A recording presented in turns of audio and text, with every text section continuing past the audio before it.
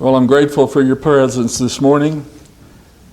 And we should all be grateful for this privilege of gathering together, again to worship our Lord, and today as well to honor mothers, both our own and our wives who have so well raised our children.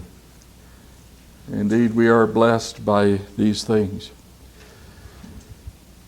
Remembering Mother's Day is another way of being reminded that we're all part of a family.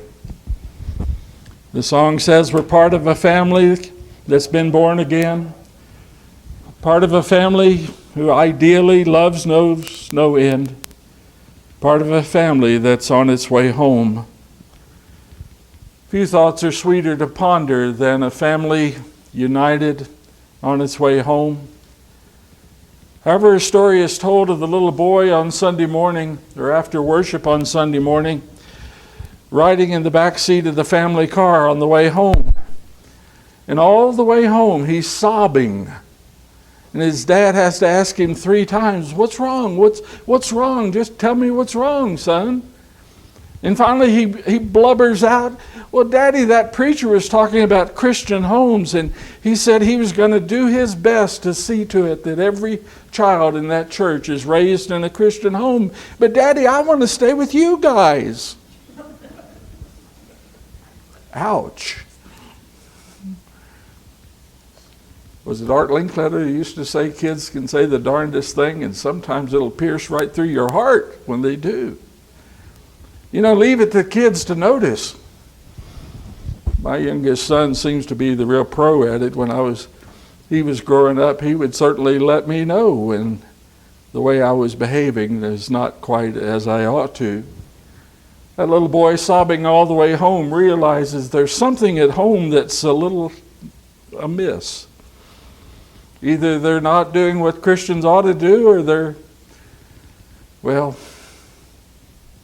something's just not right, is it? Something at home that child senses that, it's just not as it should be. It is those times that can pierce right through a mother or a father's heart. We have this year, for most of the year, been talking about the church being God's family. And in this spiritual household, thankfully, we can recognize that both God our Father and Christ our brother are perfect. But we have to recognize also that we're not. And so when it comes to functioning as a family, sometimes we don't. Sometimes we're, like a toaster that doesn't toast. Something's broken, it's essentially useless. Or maybe it's just because it's missing a part. Like this microphone I carry in my pocket. Minus the batteries, it's worthless. It just doesn't function. It doesn't have the power to function as it ought. But when that power is present, it functions quite well. Jesus is trying to teach his disciples the same. It's in John chapter 13. We'll consider John chapter 13 today. There, beginning in verse 34. Something among those disciples is not yet what it ought to be. And so Jesus says, "A new commandment I give to you." Well, why a new one? Well, something's wrong. Maybe these men are like a dysfunctional family.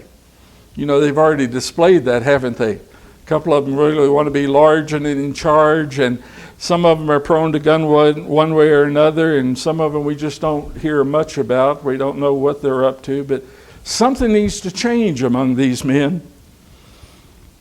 "A new commandment I give you," John 13, verse 34, "that you love one another even as I have loved you." Jesus is always the master of that. It's not only that he tells them what to do, he gives them his own example of doing it. That you love as I have loved you, that you also love one another. And by this shall all men know that you are my disciples, if you have love one to another. What's Jesus commanding here?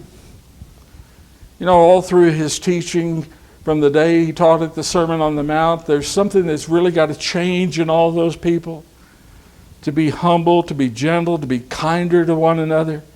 And now this new commandment that you love one another just as he is loved. Can you picture it this way?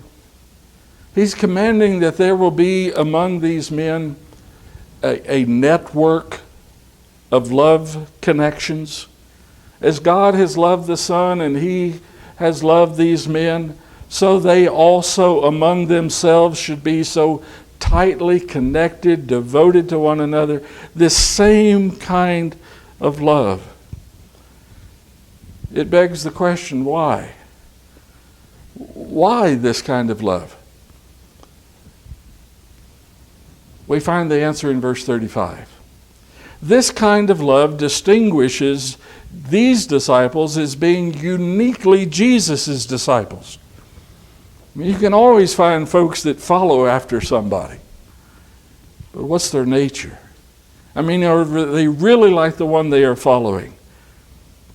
These men are known by this. That makes them uniquely Jesus' disciples.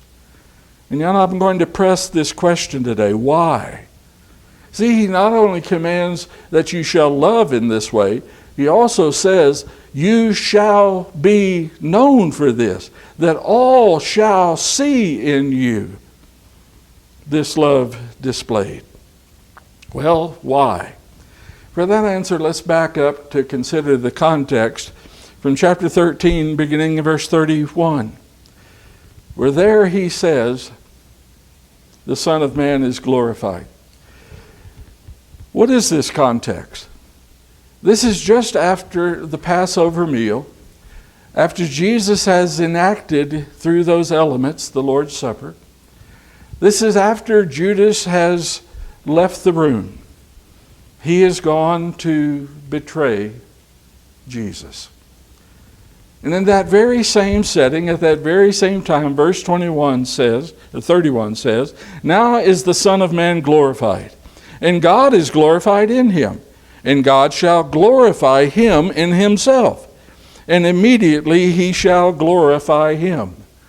You almost get lost in which way the hymn is going, but what it means is both God the Father and the Son are glorified in the other. Glorified, even at that very moment, that they're glorified. Well, that's the reason that these disciples are commanded to love. It's this unique quality. It's a unique quality of genuine disciples. Why?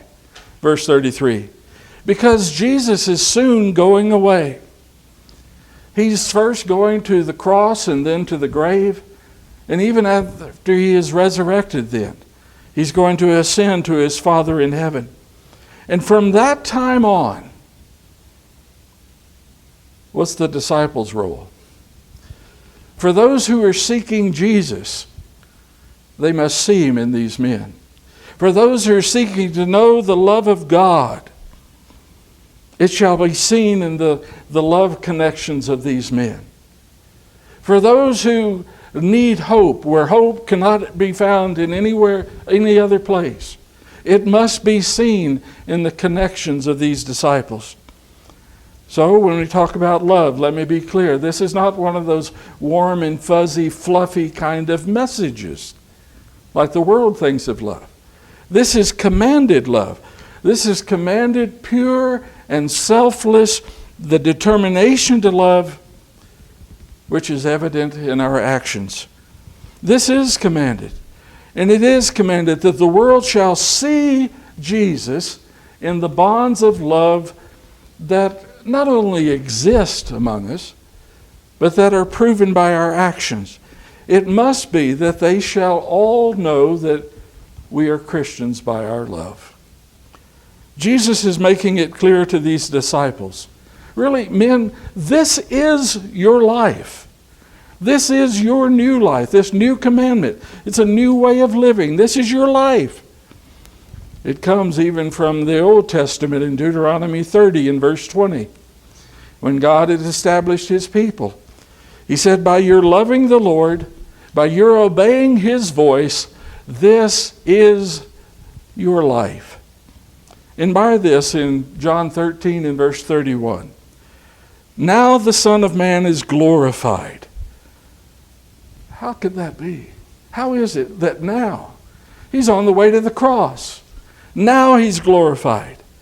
Well, now he's glorified because it's time to prove. It's time to prove his love for these disciples, and more so to manifest to all mankind God's glorious love for them, and that he would seek to save all from their sin. Well, Jesus will soon be crucified, and yet before his death, he's declaring that the Father and he, one and another, are already glorified. I'm really fascinated with these verses in this sense because they are a doxology of praise. We don't often use that word doxology. We know what a eulogy is. A eulogy is what you say that's nice about somebody after they died. A doxology is what you say nice about them while they're yet living. And we have one of those in our books. It says, praise God from whom all blessings flow. Praise him, all creatures here below. That's a doxology from the created to the creator.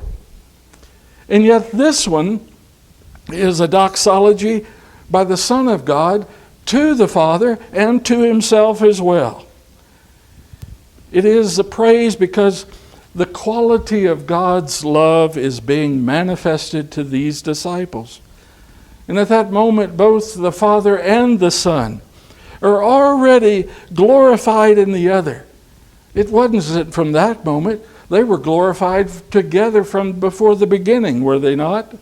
And that plan and all that they would create and all that they would set forth to accomplish, they gloried in that before the foundation of the world.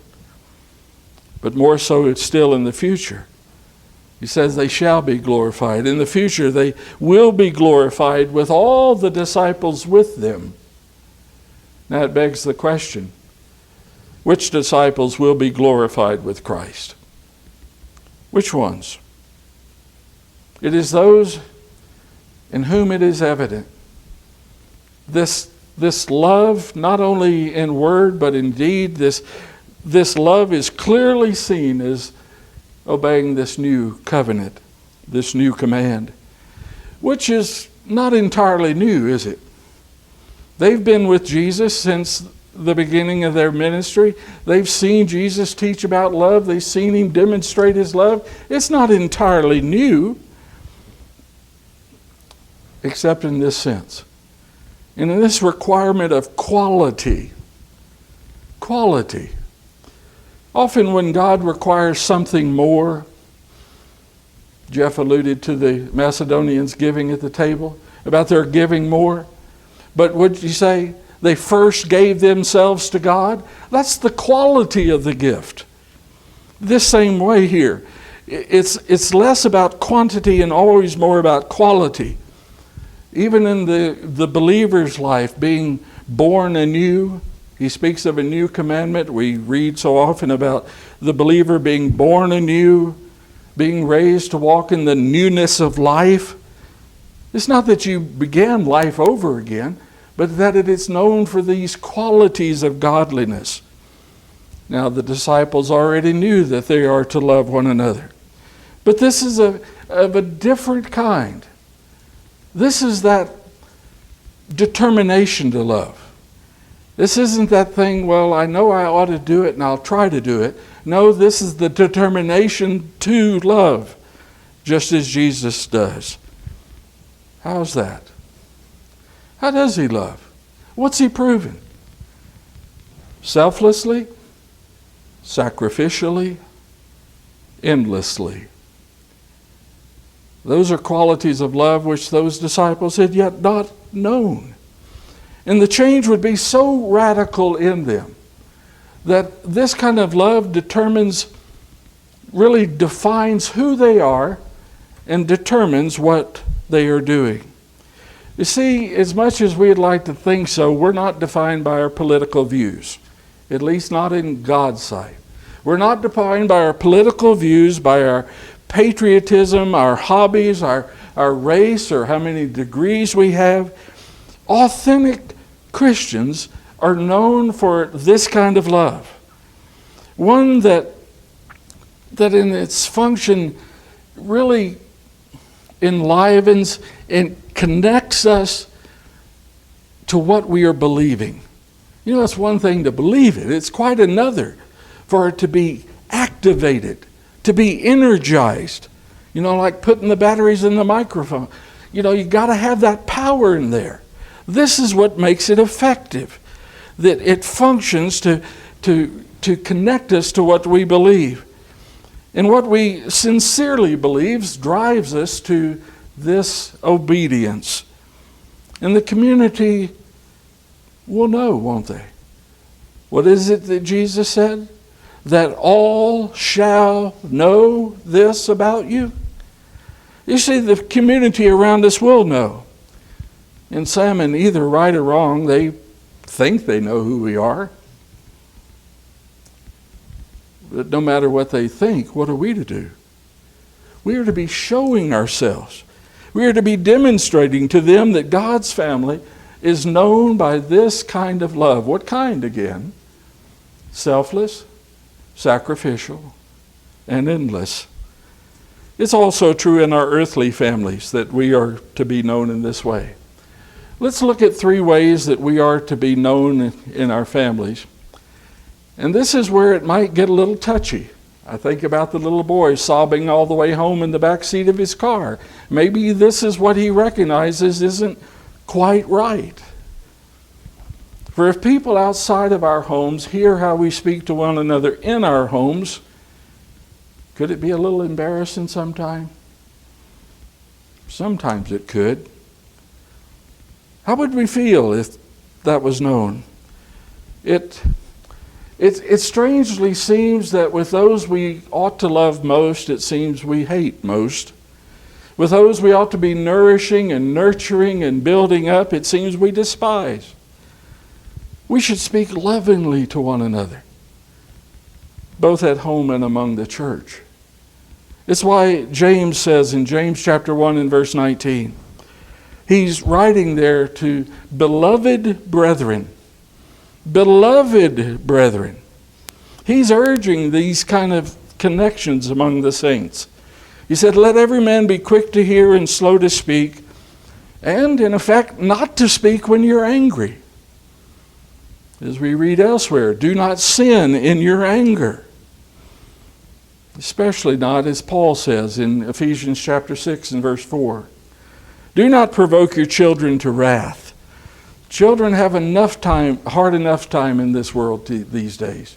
In this godless society where there's no foundation that most of us grew up with, it's tough enough. We don't need to incite anything else in them. But bring them up in the nurture and in the discipline of the Lord. As Solomon says in Proverbs 15 and verse 1, a soft answer turns away wrath. What's he mean? It just turns down the heat. It's so easy to just crank the stove up on, all the burners firing up full speed. But a harsh word, see, that's the problem. A harsh word is just turning up the heat. It ought not be so either in the home or in the church. Does James describe the way that we sometimes speak to or we speak about others? Do we tend to do more talking than listening?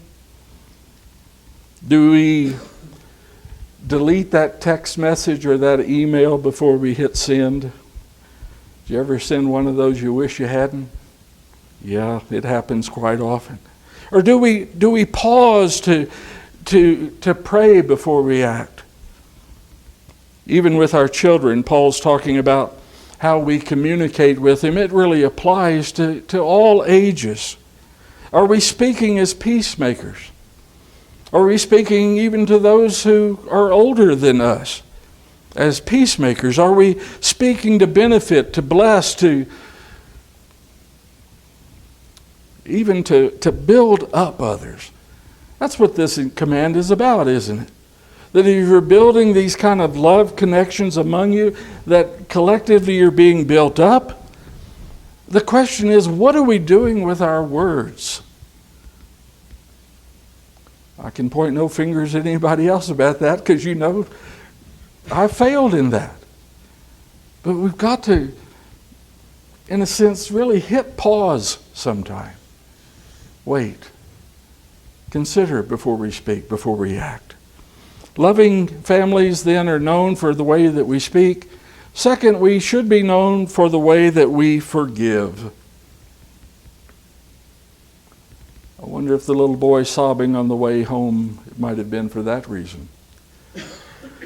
In Luke chapter 15, verse 11 and following, you know the story. It's the story of the prodigal son. One that reveals to us that brothers seldom get along as Wally and Beaver Cleaver. That's just not the way it works all the time. Here you have a prodigal son and an unforgiving brother. And so either one is every bit the sinner as the other. Families are made of imperfect people, even in God's family. As in Luke chapter 15, those two brothers, like us, we have a perfect father.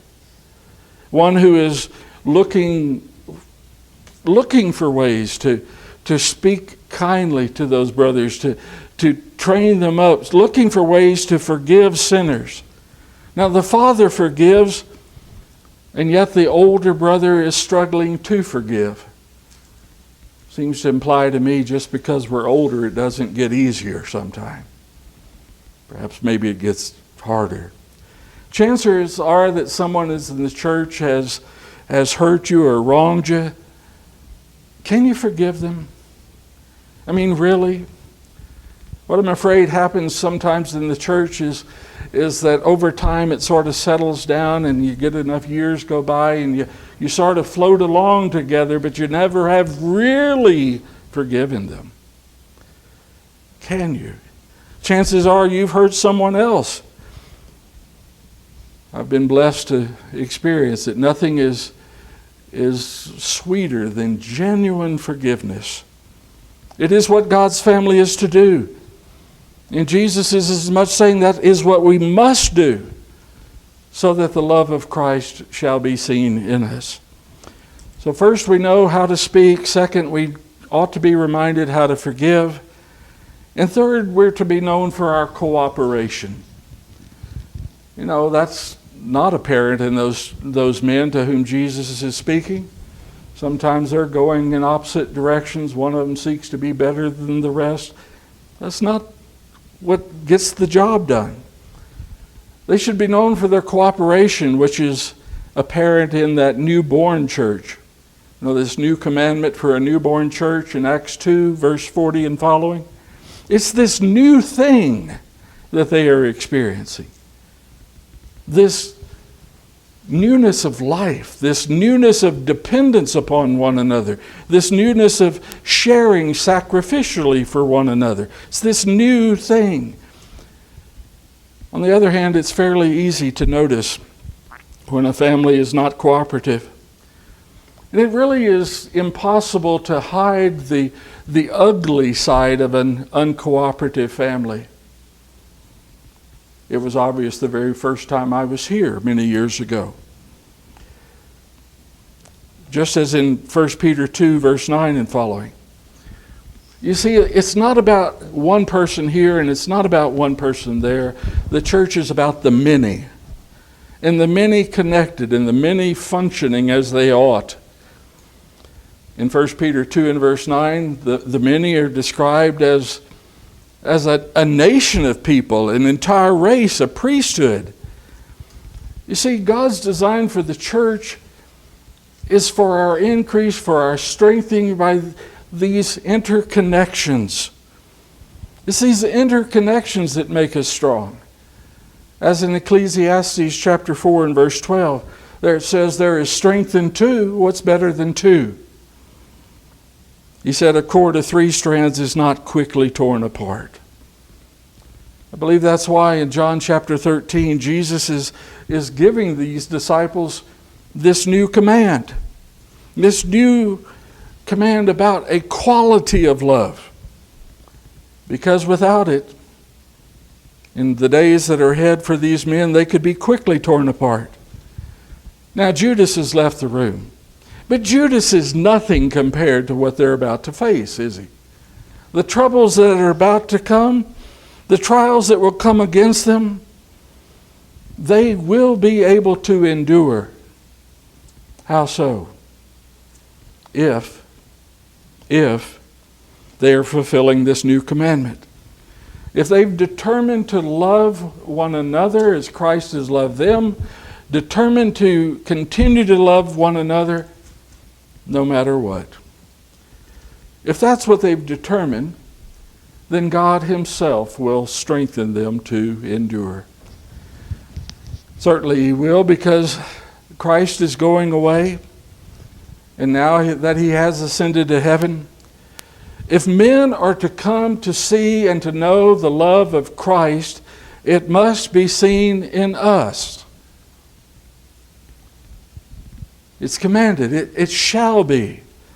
It's about this new quality of love, that the world shall see Jesus by our loving as we ought, such that this church will function as we ought.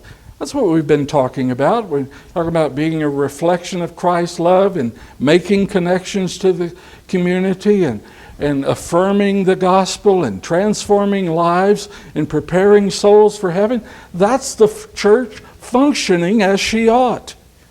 And it must be that our friends and our neighbors and even our unfriendly neighbors, don't we all have one of those?